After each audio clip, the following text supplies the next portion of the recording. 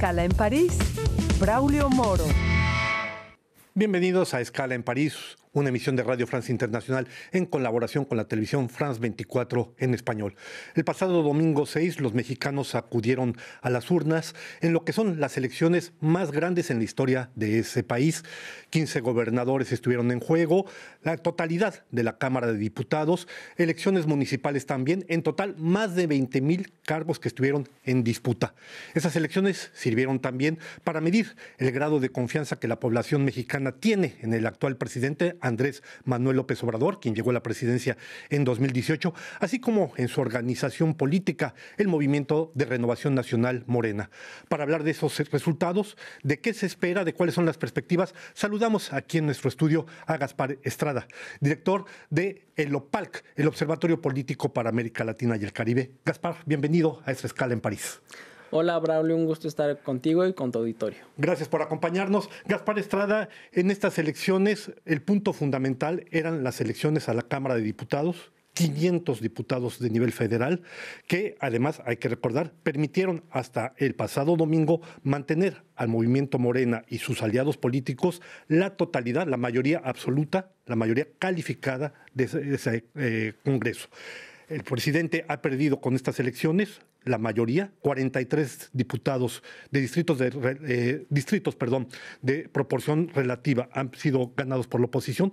Esto representa un golpe fundamental para la política del presidente López Obrador.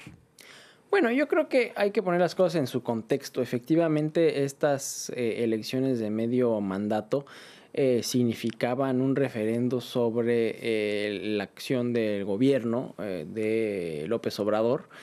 Yo creo que los resultados son un poco, digamos, se pueden contrastados en el sentido que, por un lado, efectivamente, el número de diputados de Morena disminuye y esta mayoría calificada desaparece, es decir, será más difícil ahora, a partir de ahora, para el presidente López Obrador poder aprobar reformas constitucionales si no tiene el apoyo de algunos diputados de otros partidos por fuera de su coalición. Sin embargo, en el plano territorial y sobre todo en el plano nacional, lo que sí me parece claro es que Morena se vuelve la fuerza política dominante en el país. Eso se ve en particular en los estados, porque había 15 elecciones a gobernador y en este caso, pues 2/3 partes de estas gobernaturas en juegos fueron ganadas por Morena. Entonces, me parece que sí, la implantación nacional de Morena se refuerce, se vuelve algo muy claro a partir de ahora, pero también me parece que el recado ha sido también bastante claro hacia el gobierno y las críticas que puede haber hacia el gobierno, y eso me parece que los resultados de la Ciudad de México y del Estado de México van en ese sentido, con una buena parte de las alcaldías de la Ciudad de México que eran gobernadas pasaron a la oposición. Vamos a hablar ahora precisamente de lo que usted comenta, las elecciones a nivel gobernador. Estaban en juego 15 gobernaturas. Yo recuerdo que México es una federación, hay 31 estados más la Ciudad de México. Cada estado elige su gobernador, en este caso era la mitad de los gobernadores que estaban en juego. Hasta los resultados, con los resultados que conocemos hasta el día de hoy, Morena, el Movimiento de Renovación Nacional, es decir, la organización de López Obrador, reivindica la victoria en 11 de esos 15 estados.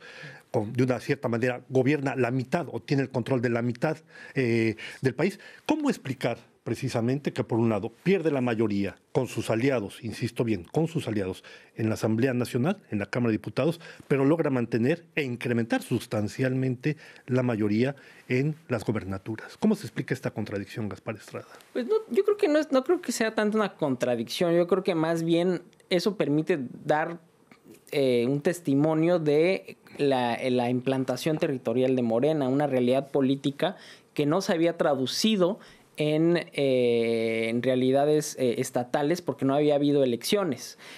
Yo creo que esto confirma el carácter realmente nacional del partido.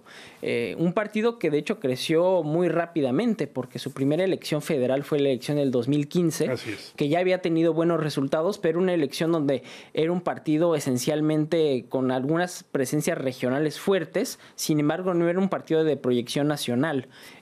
Su presencia era esencialmente la Ciudad de México, el Estado de México, Guerrero, Michoacán, Veracruz.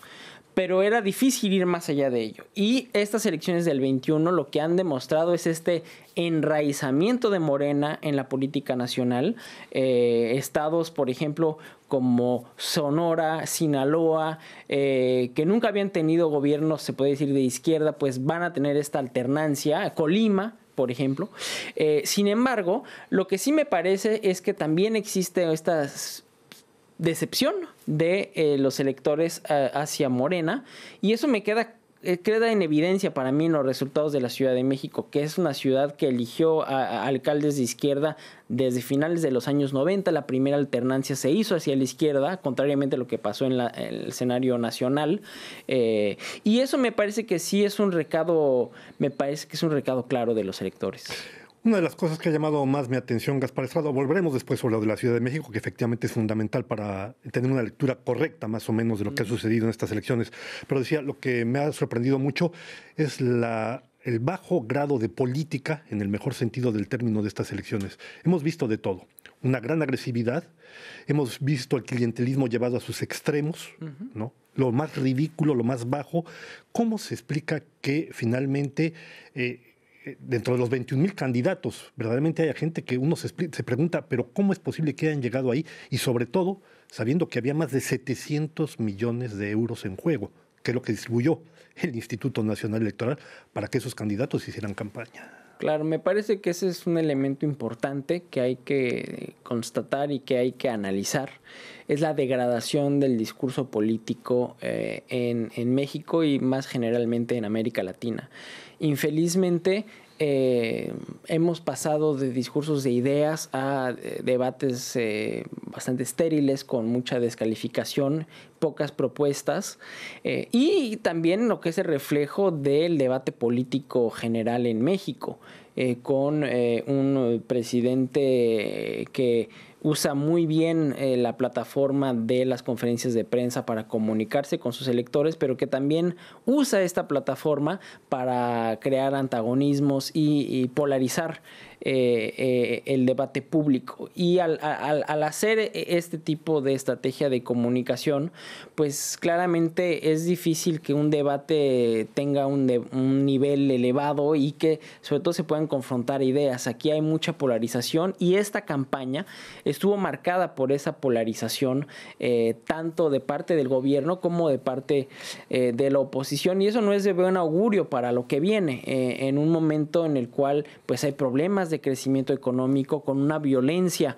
cada vez más presente. Lo vimos en estas elecciones, una vez más hubo candidatos asesinados, hubo problemas de violencia política, y desde ese punto de vista pues no ha habido muchas soluciones que han sido realmente propuestas por estos miles de candidatos, y eso pues es algo triste para la democracia mexicana. Violencia política exacerbada, lo comentaba usted, más de 900 actos delictivos que fueron registrados oficialmente, más de 90 políticos asesinados, 36 aspirantes, 14 mujeres.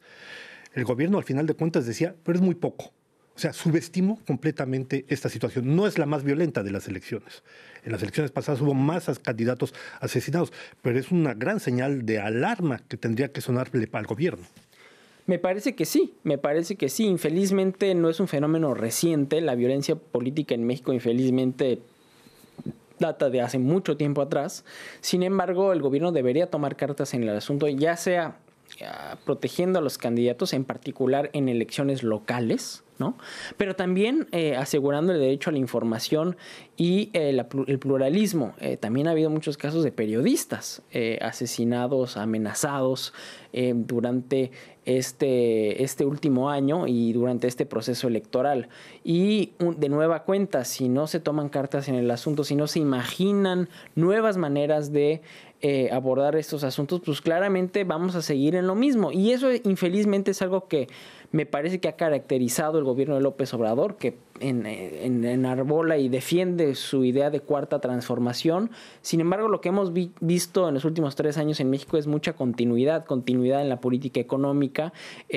Inclusive a pesar de la pandemia, el gobierno no propuso una reforma fiscal importante para poder aumentar la recaudación pública o ir a los mercados internacionales de deuda para financiar políticas sociales, pero también continuidad en lo que tiene que ver con las políticas de seguridad, con un ejército cada vez más presente en las acciones de lucha contra el crimen organizado. Entonces, desde ese punto de vista, pues hemos visto poca originalidad en las políticas gubernamentales de las dos principales preocupaciones de los mexicanos. Se puede decir que ruptura no ha habido.